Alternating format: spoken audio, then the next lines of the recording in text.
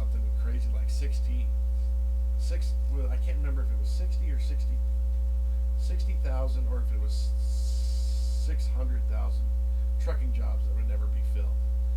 And it was a huge sacrifice, right? Like to do it, because if you didn't have the money to pay to go to school and stuff, you could go on with a company that would pay for you to get your CDL, and then you had to drive for them for 6 months. When you get your CDL, in the beginning, it's rough because nobody hire you because you got no experience. But the only way to get experience is to get hired. So that's why I did the sign on with CR England, is so that I literally would get my CDL and then I'd have a job directly thereafter. And then after the 6 months of driving through the nastiest winter I'd ever seen, driving interstate, so coast to coast and all through feet of snow. There was a fun story about a molasses truck getting turned over. I got stuck in a truck stop for 10 days because it was so cold they couldn't scoop up the molasses off the road, and everybody was getting stuck to it. Light flies on fly paper. But I'll dig into that one at another time. But then after the 6 months with England, I did 6 months hauling aggregate down in Texas.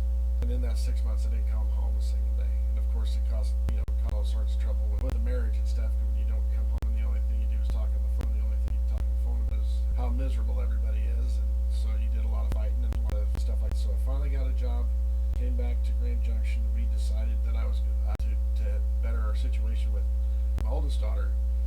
Well, she was our only daughter at the time, but with baby, we were going to move up to Denver because that's where Children's Hospital is, and it's way better to have a 30-minute commute town than a 4-hour drive that you have to make a couple times a month. At least this way, it was just a quick drive. So and signed on with Cisco Denver to drive truck and do local deliveries and stuff. Got the CDL job up here in Denver, so we could move the family up here. There was a 3-month probationary period, so they stayed down there in Grand Junction while I stayed up in Denver and worked my 90 hours a week or whatever it was to get through the probationary period and provide for everybody. So we did that, and then we scrimped and saved. The housing market was insane up here in Denver. It was 2014 when we moved up here. I mean, a lot of these, you go to look and try to buy a house, and there was an offer on the table before you even got through the open house, at the front door of the open house. So we hemmed and hawed and kept working away, and eventually bought a house out in Lockbuoy, which is 45 minutes out of Denver, up 76. Got our first 3-bedroom starter home.